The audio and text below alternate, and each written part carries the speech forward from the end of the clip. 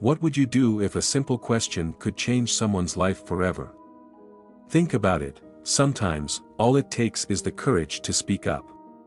Share your thoughts in the comments below, and don't forget to subscribe to our channel for more stories that inspire, challenge, and reveal the incredible strength of the human spirit. Welcome to our channel, Motivation for Success, where we bring you real-life tales of resilience, hope, and the power of doing what's right. Today, we share the story of one young boy whose brave words in a courtroom turned his world, and others, upside down. Stay with us to uncover how his truth became a spark for change. Sam adjusted the collar of his beige shirt in the hallway mirror before grabbing his backpack. He took a deep breath, steeling himself for another day of school. Outside, the sun's rays fell across the driveway, illuminating the well-kept exterior of the tidy suburban home he shared with his foster parents, Mr. Doyle and Mrs. Doyle. On the surface, everything looked perfect. But Sam knew better than anyone that appearances could be deceptive. He had only been living with the Doyles for a few months, yet he'd already discovered the harsh rules and quick tempers that lurked behind their polite smiles. Sam felt a knot twist in his stomach whenever he stepped through the front door, a constant reminder that he had to stay silent if he hoped to avoid punishment. He had learned this the hard way. That morning, he hurried out to the car as Mr. Doyle gestured impatiently for him to get in. The drive to Riverwood Middle School was tense and quiet, the only sounds coming from the squeak of leather seats and the ticking of the turn signal. Sam's stomach churned. He was dreading whatever the day might bring, not the lessons or tests, but the knowledge that no adult in his life truly knew what was happening behind closed doors. Sam's first class, English literature, flew by without incident. He sat near the back, doodling in the margins of his notebook, desperate to blend in. Halfway through the second period, he was startled when Ms. Rice, the principal, quietly opened the classroom door and beckoned him into the hallway. "Sam, could you come with me, please?" she asked, her voice controlled but warm. Inside Ms. Rice's office, Sam noticed Mr. Doyle and Mrs. Doyle already seated. The tension in their faces made Sam's skin prickle with nerves.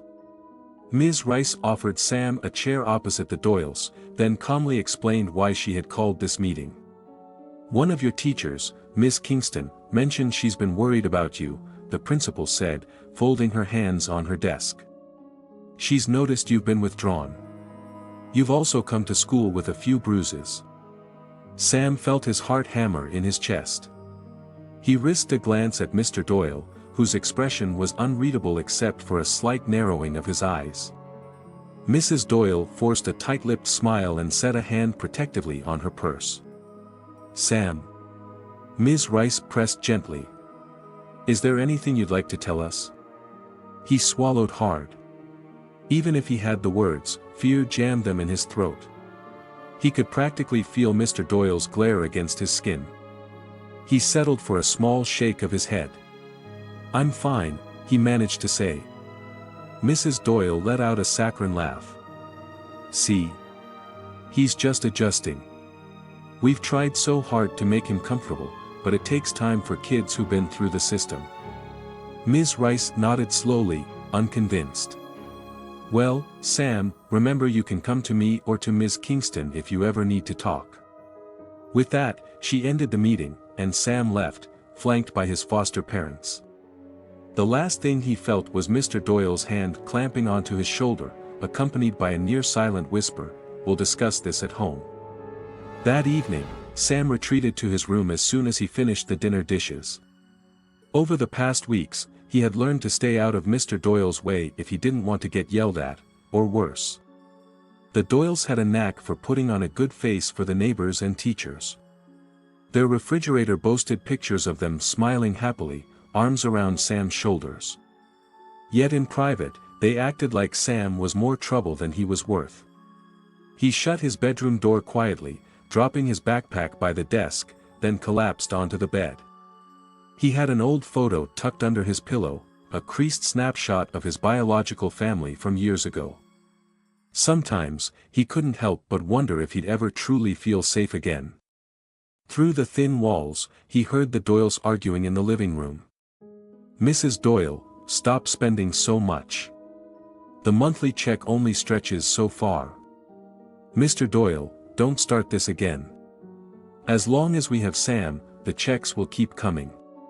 Relax. Sam's face grew hot. So that was all he was to them, a steady deposit in their bank account. He bit his lip, tears threatening to spill over. He curled onto his side, hugging his pillow. I can't tell anyone, he thought bitterly. No one would believe me anyway. Ms. Kingston, a kind-eyed woman who taught social studies, had picked up on Sam's withdrawn demeanor weeks ago. After the meeting in the principal's office, she found herself watching him more closely in class. The day after the meeting, Sam showed up with shadows under his eyes, wearing the same beige shirt from the day before. He was unusually quiet, even for him. When the bell rang for lunch, Miss Kingston caught Sam by the elbow. Hey, can I talk to you a moment, Sam? He hesitated, glancing anxiously at the door. Still, he nodded. I just wanted to check in, she said gently. You've seemed distracted. Are you getting enough sleep? Sam stared at the floor and gave a small shrug. I guess so. She folded her arms, searching his face. Remember, my door's always open if there's ever anything on your mind. Anything at all. He thanked her quietly before scurrying out of the classroom. As the door closed behind him, Miss Kingston exhaled, frustration and worry tightening her chest. She knew this wasn't just a case of teenage moodiness. She needed to find a way to help him, before it was too late. The next day, Sam trudged into the bustling cafeteria. He took his usual spot at a table in the far corner, opening a lunch bag that contained half a sandwich and a small bag of crackers. As he began nibbling, a boy he recognized from math class approached, setting his tray down with a friendly grin. Mind if I sit here? The boy asked. His dark hair was slightly messy, and he had an air of easy confidence. I'm Toby. Sam gave a small nod. He wasn't used to people inviting themselves to his table. Cool, Toby said, sitting down. I just transferred here. Man, this place is huge. It's like I discover a new hallway every day. You been here long? Sam shrugged. All year, he said quietly. Toby was unfazed by Sam's brief reply. I'm still figuring out where to belong, but you seem chill. He took a massive bite of pizza, swallowing before adding, maybe I'll keep you company if you don't mind.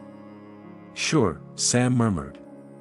Over the following week, Toby did just that, plopped down beside Sam, talking about sports, movies, or the latest school drama.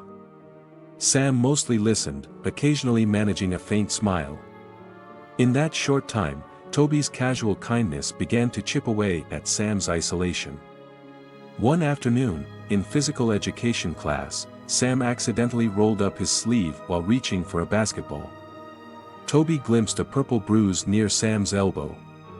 Whoa, what happened? Toby asked, frowning. Sam tugged the sleeve down quickly. Nothing. Fell on the stairs. Toby tilted his head, clearly skeptical but didn't push. The bell rang, and the moment passed. However, Toby's suspicions only grew stronger. After school, he approached Sam at his locker. Look, Toby began, speaking softly, if something's going on at home, you can tell me. I've known kids in bad situations. It's never easy. Sam's head jerked up, alarmed. I'm fine, he insisted. A beat of silence stretched before he mumbled, anyway, it doesn't matter. Nobody would believe me if it weren't fine. But Toby saw the flicker of fear in Sam's eyes. And Toby, being as relentless as he was friendly, decided to keep a closer watch on the new friend who clearly needed help. Every day, Miss Kingston observed Sam more carefully, his quiet persona, the bruise on his arm, the tension that seemed to weigh on him like a physical burden. Suspecting more than normal teenage issues, she finally decided to compile everything, notes on his behavior, concerns from other teachers, even times she noticed Sam skipping meals or arriving late with disheveled clothes. When she found Toby after class, she asked casually, "So, you and Sam seem to get along. How's he doing?" Toby hesitated but then replied, "He's nice, but something's off. He won't talk about it. I don't think he's safe." That was enough. Ms. Kingston marched down the hall to the school counselor's office, a folder of her observations in hand. The counselor, Miss Carmichael, listened intently, eyebrows drawing together in concern. "I'll contact his caseworker," Miss Carmichael said, "but we'll need more than just speculation. We'll need any documentation or direct evidence. Without it, his foster parents may simply deny everything." Ms. Kingston nodded, a determined glint in her eyes. "I'll see what I can do to help Sam. Whatever it takes." Word of Ms. Kingston's conversation with the counselor reached the Doyles via a brief phone call from the agency, announcing a surprise home visit. Panic set in. That evening, after Sam had washed the dishes, Mr. Doyle cornered him in the living room. "What have you been telling people at school?" he snapped, voice seething with anger. Sam's pulse quickened. "And nothing," he stammered. Mr. Doyle's eyes were cold. "You better be sure about that. Because if you so much as hint that something's wrong here, you'll regret it." Mrs. Doyle stood nearby, arms crossed, her lips pressed into a tight line. No attempt to defend Sam. Instead, she glared at him like he was a nuisance. "Get to your room," she ordered, voice cutting through the silence. Sam obeyed, trembling as he climbed the stairs. Behind his closed door, Sam could hear their whispers, more about finances, more about not letting Sam ruin their perfect facade. He slid onto his bed, hugging a small pillow. "I can't do this alone," he thought. "I need help." The next morning at school, Sam felt a wave of hopelessness wash over him, until Toby found him by the lockers. "Hey," Toby said quietly, looking around to make sure nobody overheard. "I know you said nobody would believe you. But what if you got proof? Like, actual proof?" Sam blinked. "Proof?" Toby nodded. "Recordings, photos, something that shows what's really happening." Sam hesitated, heart pounding. The risk was huge. If the Doyles caught him, the punishment would be severe. Yet Toby's words lit a small spark of courage inside him. That afternoon, Sam talked to Ms. Kingston about the idea. She agreed that evidence would help keep him safe and hold the Doyles accountable. She even offered to store any photos or recordings in a secure place at school so the Doyles wouldn't find them. "Be careful," she warned gently. "Your safety is the priority. But if you can safely document anything, do it." That night, Sam waited until the Doyles retreated to the living room. Quietly, he propped his old phone on a high shelf in the hallway, angled so it would catch the kitchen doorway. He made sure it was on record, the screen brightness turned low. Then he pretended to head upstairs, knowing Mr. Doyle was bound to erupt over some minor thing if left alone long enough. Sure enough, within the hour, Sam heard Mr. Doyle rummaging through the kitchen. "Where's the new grocery money?" Mr. Doyle barked, voice echoing. "I'm not shelling out for more milk when we have that check for Sam." "That's what it's for, isn't it?" Sam's pulse thundered in his ears. He quietly tiptoed back down to retrieve the phone. Then, in his room, he played it back. Clear as day, the camera recorded Mr. Doyle's words, enough to cast serious doubt on the Doyles' loving caregivers act. He sighed with relief, but terror still gripped him. What if they find the phone? He hid it under some textbooks, heart hammering all the while. The next evening, Sam accidentally knocked a vase off the kitchen counter while cleaning. It smashed, shards scattering on the tile floor. Mrs. Doyle rushed into the room, eyes wide with fury. "Are you completely useless?" she hissed. Mr. Doyle stormed in seconds later, face twisted with rage. "That vase cost good money. You think we're made of cash?" Before Sam could utter an apology, Mr. Doyle lunged, grabbing him by the arm so hard Sam yelped. "You'd better watch it," he growled. "One more stunt like this, and you'll pay." Sam's hands shook as he swept up shards. Later, he locked himself in his bedroom, arms blotchy from Mr. Doyle's tight grip. After calming down, he checked for bruises, snapping a quick photo with his phone. Each piece of evidence felt like a tiny step toward freedom, even though every step came with a heavy dose of fear. The following day, Sam arrived at Ms. Kingston's classroom after the final bell. She had offered him a safe space to talk, and he was finally ready to take her up on it. He told her everything, how the Doyles pretended to be loving but berated him in private, how Mr. Doyle's grip left bruises, how they cared more about the monthly check than his well-being. Tears slipped down Sam's cheeks as he confessed, voice quavering, that he was terrified nobody would believe him. With gentleness, Miss Kingston reached across her desk and gave his hand a squeeze. "You've shown so much courage telling me this. I believe you, Sam. And we're going to do something about it." Sam handed over his phone, letting her see the recorded arguments and photos. A grim set came to Miss Kingston's jaw. "This changes everything," she said. "We have real proof now." She scanned the hallway to ensure they were alone, then told Sam, "I'll get these to Ms. Carmichael, your caseworker, right away. But be prepared. The Doyles might guess you've exposed them, and they won't take it well. We'll make sure you're protected." Sam nodded, shoulders trembling with relief. For the first time in a very long while, he felt he wasn't standing alone against the world. That weekend, Miss Carmichael and a legal representative from Child Welfare arrived unannounced at the Doyles' home. Sam watched from the top of the stairs, heart in his throat, as Mr. Doyle attempted his usual honeyed introduction. "Glad you're here," he said smoothly, motioning around the spotless living room. "We've been worried about Sam. He's having a tough adjustment. Poor kid." But Ms. Carmichael wasn't fooled. She set her briefcase on the coffee table and pulled out transcripts from Sam's phone recordings. "We have some concerns," she said firmly. "There are allegations of emotional abuse and misuse of foster care funds." Mrs. Doyle's forced smile faltered. "That's ridiculous. These stories can be fabricated. Sam can be dramatic." As they argued back and forth, Sam crept closer, anxiously listening.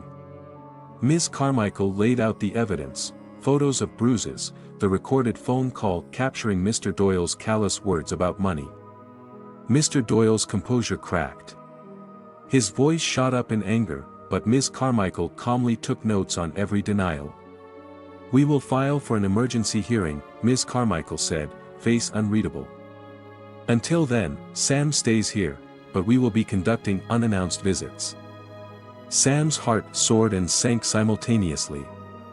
He was relieved that action was being taken, but he dreaded what retaliation might come from the Doyles. A few weeks later, Sam found himself in a stark, wood-paneled courtroom with Judge Carter, a tall man with a commanding presence. Sam sat next to Ms. Kingston, who had offered to testify on his behalf, and Toby, who insisted on supporting him. On the other side of the aisle sat Mr. Doyle and Mrs. Doyle with their lawyer, each wearing polite, earnest expressions. Sam felt the weight of their stares. Judge Carter cleared his throat. "We're here to determine the living situation of Sam Jacobs, currently in the care of Mr. and Mrs. Doyle." Mrs. Doyle stepped forward first, tears glinting in her eyes. "Your Honor, we have done everything we can for Sam. He's troubled and misreads our attempts at discipline." Her words dripped with false sympathy. Mr. Doyle took his turn, voice quivering as he described how they had sacrificed so much for Sam, only to be falsely accused. Their performance was impeccable, anyone would think they were saints. Judge Carter then summoned Sam to the stand.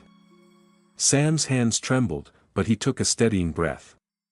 Ms. Kingston gave him an encouraging nod, and Toby flashed a thumbs up. "The boy speaks. They don't care about me. Sam began in a shaky whisper. They're lying. Mr. and Mrs. Doyle look nice when people watch, but at home, they're different. He cleared his throat, forcing his voice not to waver. They yell at me, tell me I'm worthless. They only want the money. Out of the corner of his eye, he saw Mr. Doyle stiffen. Judge Carter leaned forward, intently listening. Keep going, son, he said, voice calm. Sam pushed up the sleeve of his beige shirt, revealing faint bruises on his arm. This is from Mr. Doyle grabbing me. I recorded them talking about using the foster care check for themselves, not for me. He took out the phone, which had been admitted as evidence. Judge Carter listened through headphones to the audio of Mr. Doyle's angry rant. The judge's eyes darkened. Finally, Toby testified about witnessing Mr. Doyle's rough handling and Sam's fear.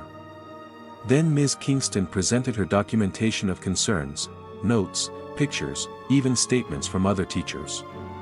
The tension in the courtroom was palpable. Mr. Doyle clenched his jaw, his once confident composure faltering. Mrs. Doyle dabbed her eyes, her sobs sounding less genuine by the second. When the final piece of evidence was shown, a ledger of questionable expenses from the Doyles' finances, Judge Carter set the papers aside, folded his hands, and exhaled. Everyone rose as Judge Carter took a moment to gather his thoughts. He signaled for Sam to remain in the stand. Then he gave a measured, solemn nod. I find sufficient evidence of neglect and financial exploitation, Judge Carter announced, voice echoing in the silent courtroom. Mr. and Mrs. Doyle, you have violated the trust placed in you as foster parents. Mr. Doyle burst out, this is outrageous, but a bailiff quickly silenced him. Judge Carter continued, eyes fixed on them. Sam will be removed from your care immediately. I am forwarding this matter for criminal review regarding the misuse of foster care funds and child endangerment. Sam felt tears well in his eyes, though he wasn't sure if they were from relief or shock. The bailiff approached the Doyles, escorting them out. Mrs. Doyle, face streaked with mascara, tried to plead with Sam, we never meant, but she was cut off by the bailiff's stern direction to keep moving. Though Sam was relieved, he was also left with a familiar, gnawing fear, what happens to me now?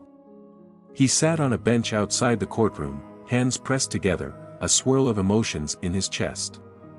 That was incredibly brave, Toby said, sitting beside him. You stood up for yourself. Ms. Kingston joined them. Sam, she said gently, we'll find a safe place for you. You won't be alone. Sam nodded absently, mind churning. He knew the system might shuffle him to yet another foster home, and the thought filled him with dread. Then, clearing her throat, Ms. Kingston said, I've spoken to Ms. Carmichael and Judge Carter. I'd like to become your legal guardian, if that's something you'd want. Sam lifted his gaze, eyes going wide. He opened his mouth, but no words came, just tears rolling down his cheeks. Ms. Kingston placed a reassuring hand on his shoulder. I can't change what's happened, she continued softly, but I can give you a stable, caring home. If you'll have me. A shaky laugh escaped Sam as he nodded furiously, tears still streaming. Toby grinned from ear to ear. It wasn't a perfect ending, Sam would need time to heal, but it was the beginning of a brighter future. A week later, Sam stood in the doorway of Ms. Kingston's modest but cozy house. The smell of cookies drifted from the kitchen, Toby was over to help celebrate Sam's arrival. In the small living room, a comfy couch faced a bookshelf packed with novels and board games.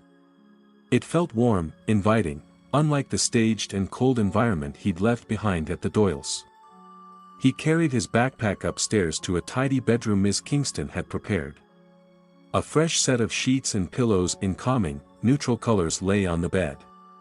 A small desk was tucked against the window, a lamp with a soft glow perched on top. For the first time in as long as he could remember, Sam felt a swell of safety, like he could truly breathe. From the doorway, Miss Kingston said, "Welcome home, Sam," with a gentle smile. Sam managed a small grin. Thank you, he whispered, voice thick with gratitude. Sometimes, the world can feel like a place where cruelty thrives behind closed doors. But this story of Sam reminds us that courage, empathy, and truth can prevail. It only takes one caring teacher or one loyal friend to spark change. By standing together, sharing truths, and refusing to back down, we can protect the vulnerable. Each of us can make a difference by listening, believing, and taking action when we suspect someone is in trouble. Now it's your turn. Have you ever witnessed someone needing help but not knowing how to ask? What would you have done in Sam's situation? Share your thoughts in the comments below. Your story or perspective could give someone else the courage they need. If this story moved you, consider spreading kindness today, lend an ear, offer help, or simply stand beside someone who feels alone. And don't forget to hit that subscribe button for more stories that inspire and remind us all of the power of empathy and truth.